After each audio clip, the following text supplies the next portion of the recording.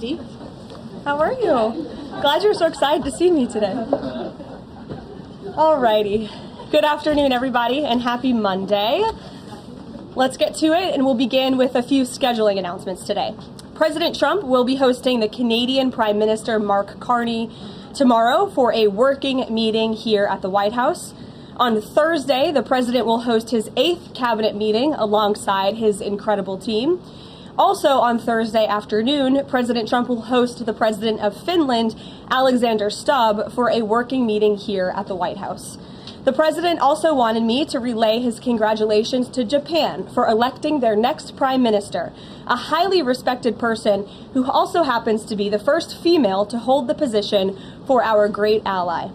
While President Trump continues to negotiate peace deals, meets with world leaders, and celebrates the 250th birthday of our United States Navy, as you saw he and the First Lady do just yesterday, Democrats, unfortunately, are continuing to play political games. And we are now in day 6 of the Democrat federal government shutdown.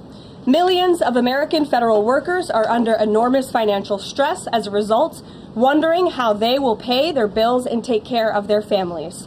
If the Democrats do not vote to open the government tonight, federal workers will not receive their next full paycheck. Additionally, the special supplemental nutrition program for women, infants, and children will run out of federal money very soon. This program provides vouchers to buy infant formula, fresh fruits and vegetables, and other healthy foods for low-income families. It can be easily fully funded if Democrats simply vote tonight to reopen the government. Also, our incredible military service members who risk their lives to preserve and defend our country are now working without pay and will miss their next paychecks if this Democrat shutdown does not end tonight. The Republican-backed clean and nonpartisan funding bill fully funds this important food aid program, gets our troops paid, and reopens the government. So all of this begs the question, what is the Democrat ongoing shutdown truly about? The sad truth, we believe, is that the Democrats intentionally shut down the government and are inflicting this pain on American citizens to try and demand free health care for illegal aliens. Of course, this is an indefensible and truly radical policy to be in favor of, let alone to use as the primary reason to shut down the United States government. So the Democrats and their allies are desperately lying about their true motivations. We have to set the record straight with the facts so the American people understand what's really at play here. House Republicans passed a clean and nonpartisan funding bill to keep the government open and ensure our troops and other hardworking Americans are paid.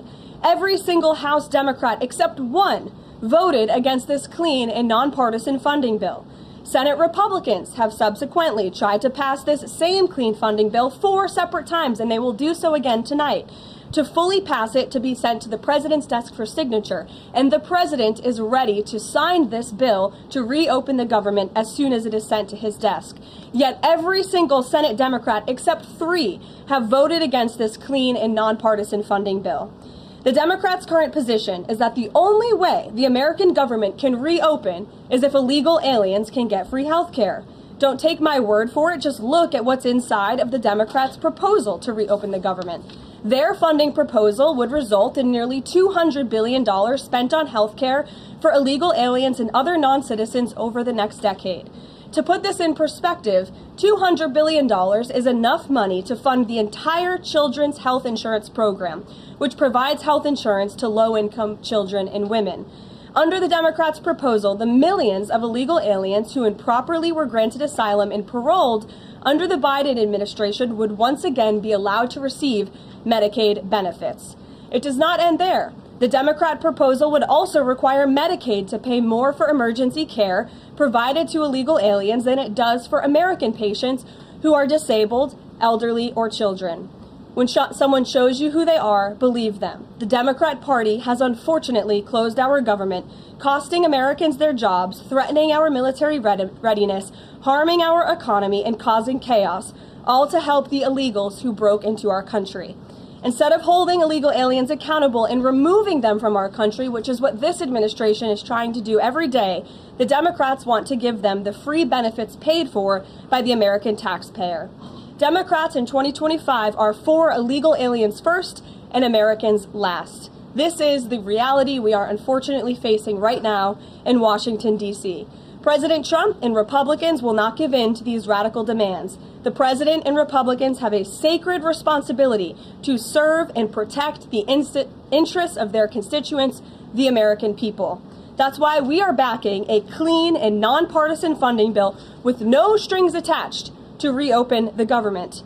Democrats should do what they did 13 separate times under Joe Biden and vote for this exact same type of funding bill. Now the Senate will vote tonight for the 5th time to reopen the government on the 6th day of this shutdown. All we need are an additional 5 Democrat senators to end this madness and vote for the clean funding bill to reopen the government. If you are an American watching at home right now, call your Democrat senators and tell them to do the right thing and end this shutdown. With that, I will take your questions. Here in our new media seat today, we have Elizabeth Mitchell from the Daily Signal. Elizabeth, thanks for being here, and please kick us off. Thank you for having me. I have 2 questions. First, President Trump told reporters yesterday that firings of federal employees are taking place right now. In which departments have people already been fired from their federal jobs due to the shutdown? The president was referring to the hundreds of thousands of federal workers who have been furloughed as a result of this federal government shutdown, both here at the White House and across the entire federal government. At agencies across the board, there are federal workers who are staying home. Many of them work in the White House. You know them. Some of them sit just behind me at those desks. They are unable to show up to work right now because the Democrats chose to shut the government down. And so we're already, unfortunately, seeing the consequence of this. And then, of course, the Office of Management and Budget is continuing to work with agencies on who, unfortunately, is going to have to be laid off if this shutdown continues. And Secretary Robert F. Kennedy Jr. said the FDA was required by federal law to approve the new abortion pill last week. Is the administration considering steps to undo this in light of requests from pro-life Congress members and organizations? I think Secretary Kennedy and the Department of Health and Human Services, as I addressed in the briefing last week, were following the law, and we will continue to do so. As I said last week as well, it's not an endorsement of this drug by any means. It's just a law that they were following. Jennifer. We heard you say that you want people to call their Democratic senators. Is the president calling Democratic senators himself? Can you say what he's doing today to resolve the shutdown? Yep, I was just in the Oval Office. He was on the phone with Speaker Johnson. He's also spoken with the Senate Majority Leader, who are in touch with, of course, moderate Democrats and Democrats across the board, who we understand hopefully want to do the right thing by their constituents to reopen the government. So the president is being kept very well apprised of the ongoing shutdown on Capitol Hill. And of course, his position is very clear. There's nothing to negotiate, just reopen the government, and then we can talk about all the important issues facing our country. So he hasn't called specific members of Congress? Not to my knowledge, no.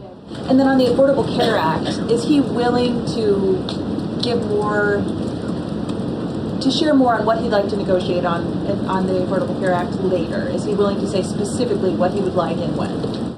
But look, the president is definitely committed to fixing and improving our healthcare system. You saw it again last week when he had one of the largest pharmaceutical companies in the world coming into the Oval Office and promising to lower drug prices by 200, 300, 100% in many cases for various types of drugs for American patients. That is a huge fix to a broken system that has been ripping off the American people for far too long. So the president's very committed to this. But right now, we need to reopen the federal government, and the president is remaining very firm in that position.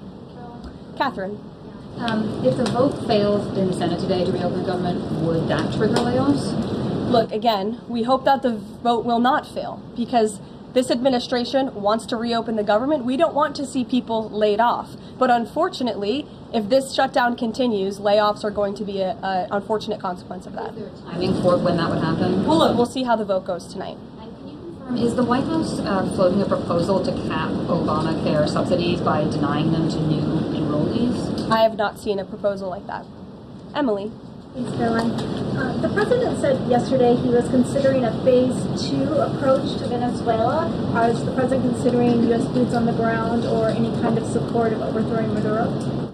I won't get into any specific proposals that are being considered by the president and his national security team, but I think we've been pretty transparent and clear in the administration's view of the illegitimate Maduro regime, and the president has taken very unprecedented, tough action to end the illegal trafficking of illicit drugs into our country from Maduro's illegitimate regime.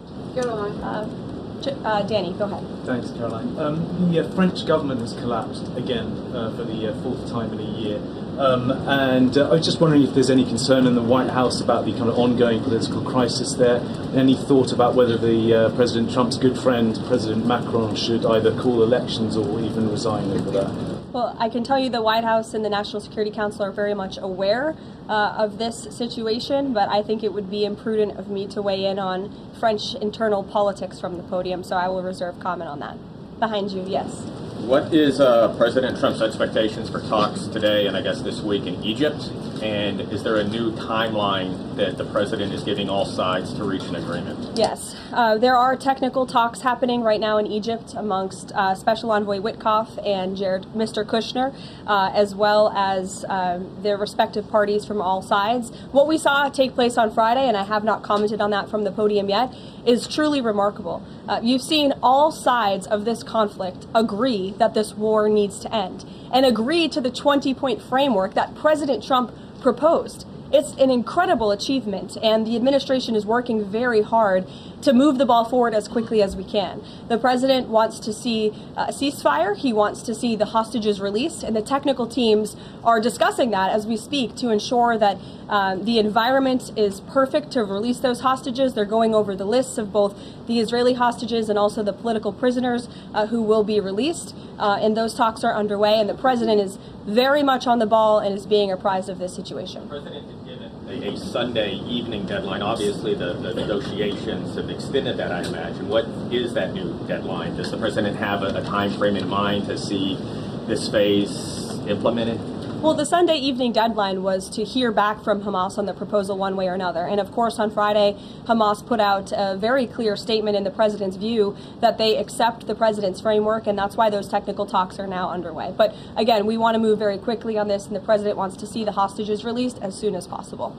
Steve. How long do you expect those technical talks to last, Caroline? I don't want to draw a red line up here, Steve. Of course, it's very important, as I just mentioned, that we get this done quickly. That's how the president's team feels, so we can get some momentum, get the hostages out, and then move to the next part of this, which is really ensuring that we can create a lasting and durable peace in Gaza and ensure that Gaza is a place that no longer threatens the security of Israel or the United States. What do you expect to be on the agenda for the president's meeting with the Prime Minister of Canada tomorrow?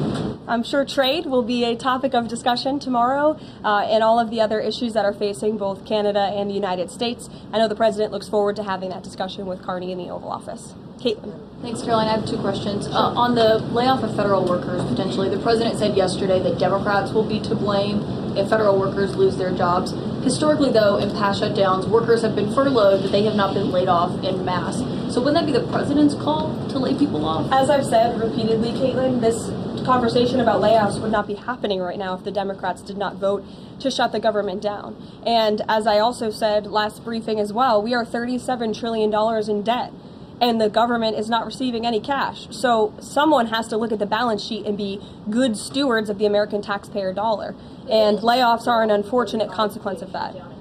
Term, for example. Well, as I'm telling you now, this administration is focusing on checking the balance sheet and ensuring we're doing the right thing by the American taxpayer. And again, these conversations about layoffs would not be happening in the White House today if not for the Democrat shutdown. And they have a choice to change that. They have another opportunity tonight to do the right thing to reopen the government. Joey. Judge over the weekend. Sorry, my second question. A federal judge over the weekend that the president had appointed to the bench in his first term in office basically argued that he could not deploy other states' National Guards to Portland. Basically said that it was untethered, his argument, to what is actually happening on the ground. Which local officials in Portland have said that the National Guard is needed there? With all due respect to that judge, I think her opinion is untethered in reality and in the law. The president is using his authority as Commander-in-Chief, U.S. Code 12406, which clearly states that the president has the right to call up the National Guard in cases where he deems it's appropriate. And if you look at what has happened in Portland, Oregon, for more than 100 nights, I was talking to our law enforcement team about it this morning, for more than 100 days, night after night after night, the ICE facility has been really under siege by these anarchists outside. They have been disrespecting law enforcement. They've been inciting violence. We saw, again, a guillotine rolled out in front of this federal building. And so the president wants to ensure that our federal buildings and our assets are protected.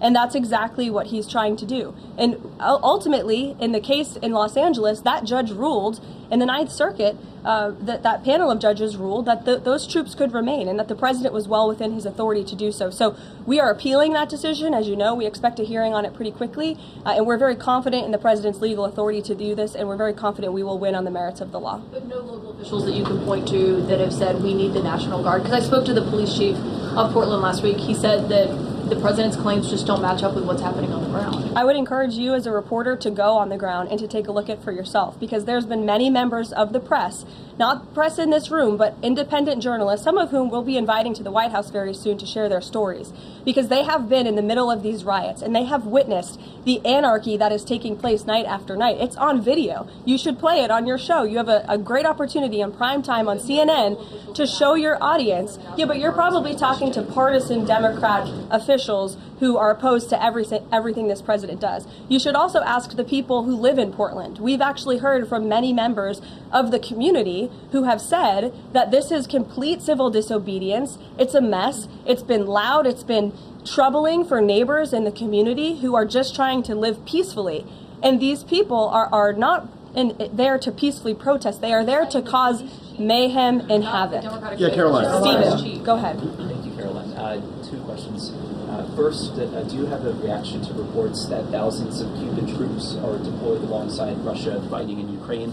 And on a very different matter, the president last week floated in an interview with our colleague Daniel from One America a rebate for tariffs of up to $2,000 per person. Is that plan contingent on the Supreme Court's upcoming ruling on the legality of the tariffs? And is the White House preparing for legislation to make that happen? Sure. On the first point, I have not seen that report, Stephen, but I'll check in with our national security team after this and we'll get you an update.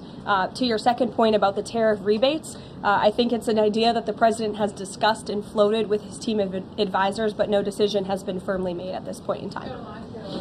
Why don't we go to the back? Owen. Good afternoon. Good afternoon.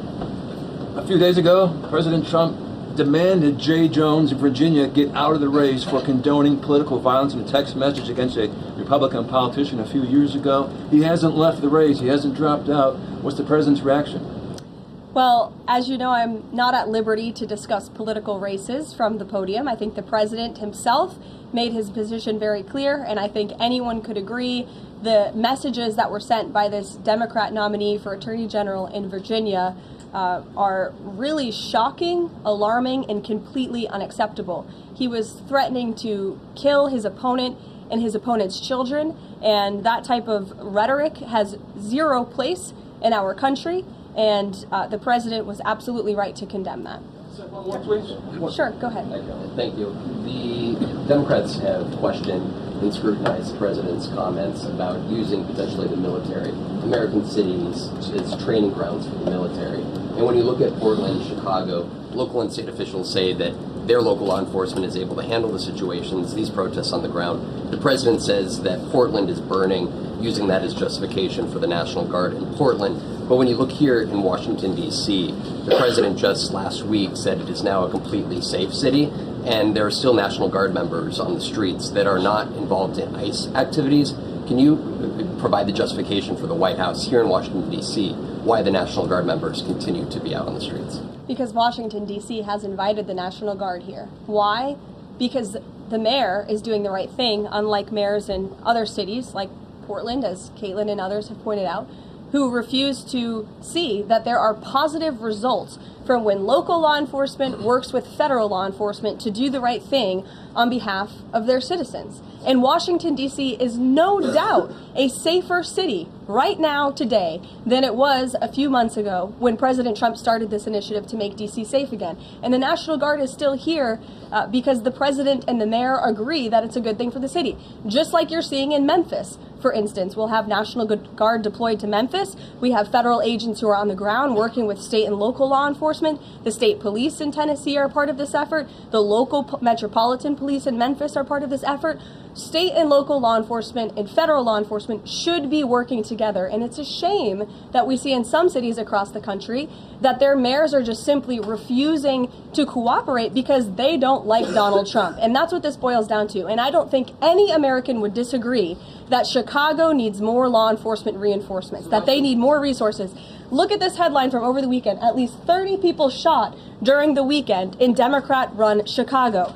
5 of them were killed in one weekend. This is completely unacceptable, and the president wants to make American cities safer, and he's willing to work with anyone to do it. If the courts allow you to ultimately send in the National Guard into Chicago and Portland, do Democrats not have reason to be concerned that there are long-term plans by this administration to keep U.S. military or the National Guard in American cities, like what we are seeing here in Washington? Why should they be concerned about the federal government offering help to make their cities a safer place? They should be concerned about this. They should be concerned about the fact that people in their cities right now are being gunned down every single night. And the president, all he's trying to do is fix it.